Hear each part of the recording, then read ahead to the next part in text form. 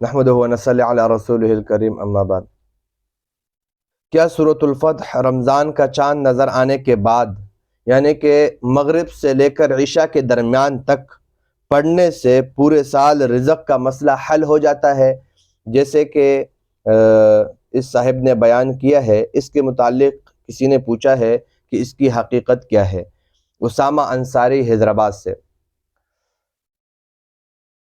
یہ بات یاد رکھے کہ یہ جو فضیلت بیان کی گئی ہے اس کی، یہ کوئی سنت نہیں ہے، کوئی ضروری نہیں ہے، قرآن اور حدیث سے ثابت نہیں ہے۔